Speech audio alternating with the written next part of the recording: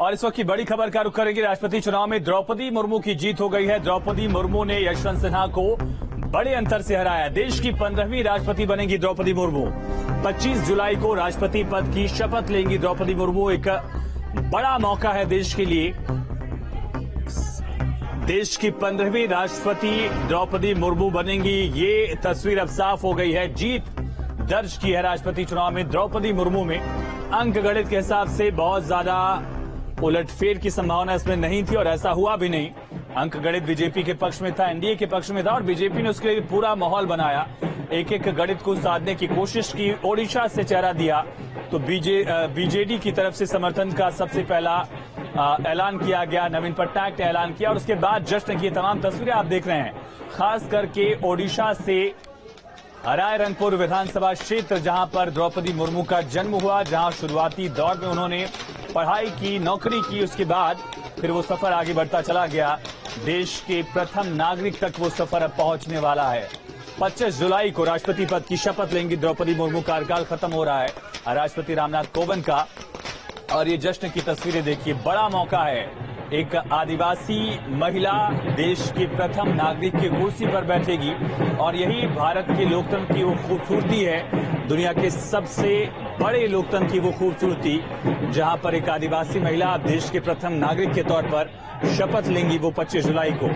एक तरफ अमेरिका जैसा देश है, तथाकथित सुपर पावर, डेवलप्ड कंट्री, सबसे पुराना लोकतंत्र, लेकिन वहां अभी भी पहली महिला राष्ट्रपति अमेरिका को नहीं मिल पाई है। लेकिन एक तरफ वहीं भारत की तुलना करिए, एक डेवलप कंट्री से, सुपर पावर से, पुराने लोकतंत्र से, लेकिन सबसे बड़ा लोकतंत्र भारत क्यों कहलाता है, उसकी वानगी ये तस्वीरें हैं। जीत का जश्न मन रहा है और बहुत ज्यादा अपेक्षित था, ये तय था पहले से ही, क्योंकि बीजेडी ने समर्थन किया, फिर उसके बाद वाईएसआर कांग्रेस की तरफ से समर्थन का ऐलान होता है। जीएमएम ने एक बड़ा झटका दिया। झारखंड मुक्ति मोर्चा, जो कि कांग्रेस के साथ गठबंधन में सरकार चला रही है जीएमएम, और उनकी तरफ से ऐलान किया गया। शिवसेना उद्धव ठाकरे वाला जो गुट है, उद्धव ठाकरे तक को ऐलान कर देना पड़ा, जबकि उद्धव ठाकरे ने कांग्रेस के साथ सरकार बनाई थी। तो जो राष्ट्रपति का चुनाव, एक वक्त ऐसा लग रहा था कि कहीं विपक्ष को एकजुट करने के लिए चुनाव तो नहीं है, क्या यशवंत सिन्हा विपक्ष को एकजुट कर पाएंगे। वो राष्ट्रपति चुनाव बिल्कुल उलट हो गया। विपक्षी खेमे में ही इसको लेकर फूट देखी गई। अलग अलग दल बारी बारी से बीजेपी का समर्थन करते देखे गए और इसके इतर एक ऐसी शख्सियत के तौर पर अब पहचान बनेगी द्रौपदी मुर्मू की। पहली महिला आदिवासी के तौर पर 25 जुलाई को वो शपथ लेंगी और पहली महिला राज्यपाल के तौर पर, आदिवासी राज्यपाल के तौर पर उन्होंने झारखंड में भी रोल निभाया था, किरदार निभाया था और उनको 5,77,778 वोट मिले। लगभग आधे वोट मिले हैं यशवंत सिन्हा को, यानी कि एक बड़े मार्जिन से हराया है और देश की पहली महिला आदिवासी राष्ट्रपति होंगी द्रौपदी मुर्मू। रायरंगपुर में सरकारी नौकरी से जो सफर शुरू हुआ, विधानसभा पहुंची ओडिशा की राजधानी भुवनेश्वर, 2 बार विधायक चुनी गई और जब बीजेडी प्लस बीजेपी की सरकार ओडिशा में थी, उस वक्त भी द्रौपदी मुर्मू ने जीत दर्ज कर ली थी। और एक वक्त ऐसा भी आया जब बीजेडी और बीजेपी का गठबंधन टूटा, उसके बावजूद अपनी सीट बचाने में वो कामयाब रही। चुनिंदा नेताओं में से थी बीजेपी की।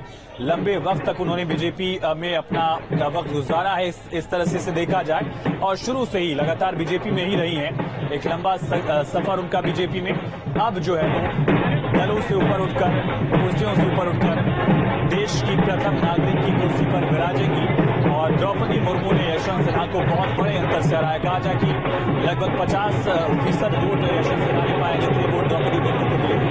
और ये तस्वीरें आप देख रहे हैं किस तरह से जीत का जश्न मन रहा है। खास करके महिलाओं के लिए देखिए, इससे पहले हालांकि प्रतिभा पाटिल राष्ट्रपति रही हैं, कई सारे सवाल रहे हैं, वो उत्तर है इसके, लेकिन एक आदिवासी वर्ग से आकर देश की प्रथम कुर्सी तक पहुंचना, ये अपने आप में न सिर्फ द्रौपदी मुर्मू की शख्सियत को बयां करती है तस्वीर, बल्कि देश के लोकतंत्र की मजबूती को भी ये तस्वीरें दिखाती हैं।